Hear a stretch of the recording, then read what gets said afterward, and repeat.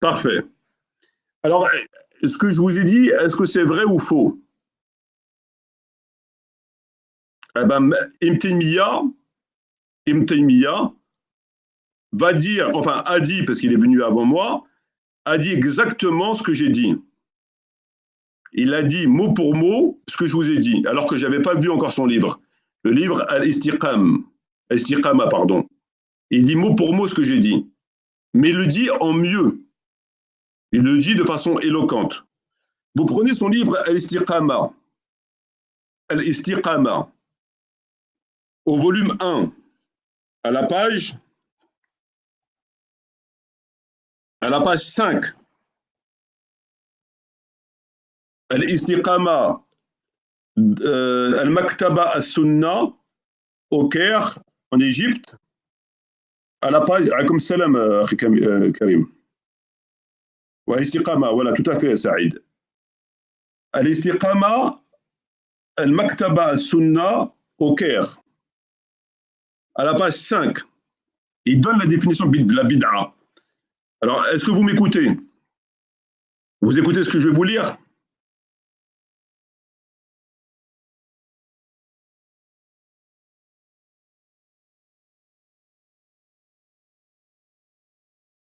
C'est bon? On peut y aller? Écoutez bien ça. Hein.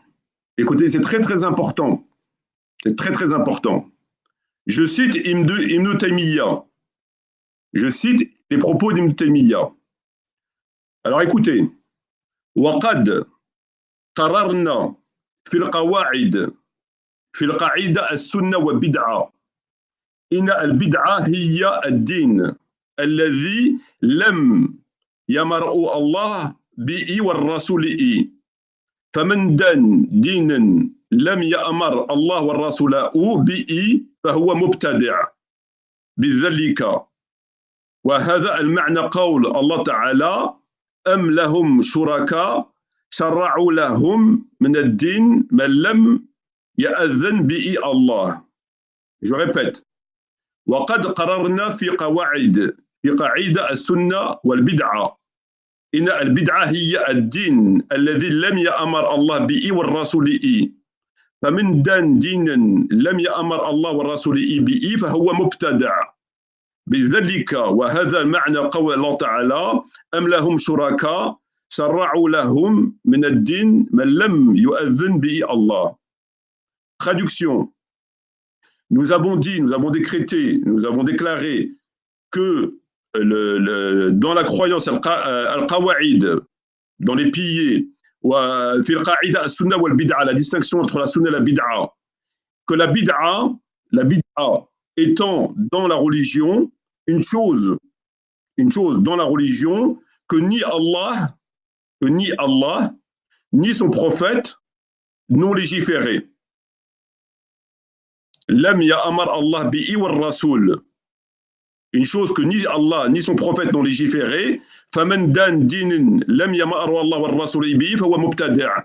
Et celui qui fait une chose dans la religion qui n'a pas été légiféré par Allah ou par son prophète, c'est un mubtada'. Et la preuve de ce qu'il dit dans son dalil, il vous cite le verset Am lahum shuraka sharra'u lahum min ad-din man lam yu'adhin bihi Allah. Il s'appuie sur ce verset pour conforter son avis. Et le verset en français, c'est la sourate 42, verset 21, qui dit « Ou bien aurait-il des associés qui auraient établi pour eux des lois religieuses qu'Allah n'a jamais permises ?» Donc il s'appuie sur ce verset pour te dire que toute personne qui, dans le cadre de la religion, fait une chose que ni Allah ni son prophète n'ont légiféré, c'est un mubtada'. Au nom du verset qui te dit « Ou bien aurait-il des associés qui auraient établi pour eux des lois religieuses qu'Allah n'a jamais permises. » Alaykoum salam, Islam. Voilà. Donc, qu'est-ce qu'il est en train de vous dire ici? Il vous dit toute chose que ni Allah ni son prophète n'ont faite, ni Allah ni son prophète n'ont réalisé, n'ont légiféré, dans le cadre de la religion, c'est une bid'a. C'est une bid'a. c'est un mubtada. Celui qui fait, c'est un mubtada. Au nom du verset qui dit « Ou bien aurait-il des associés qui auraient légiféré pour eux des lois religieuses qu'Allah n'a jamais permises ?» Et c'est exactement le cas des tarawih, qui n'ont été ni légiférés par Allah, ni par le prophète, qui n'ont pas été institués. Et le problème avec Ibn Taymiyyah, c'est qu'il connaît bien la loi, mais l'application de la loi varie selon le profil. Ça dépend qui. Si c'est moi ou n'importe qui d'entre vous qui fait une chose qui tombe dans ce cadre-là, il est considéré comme un mubtada'. Mais comme c'est Omar ibn Khattab, radiallahu anhu, qui l'a fait, il ne va pas le condamner. Donc il connaît bien la loi, comme un bon juge, mais il a une application de la loi de façon, pour le moins, selon le profil, selon c'est qui, vous voyez, comme les juges. Voilà, la loi varie, tout simplement.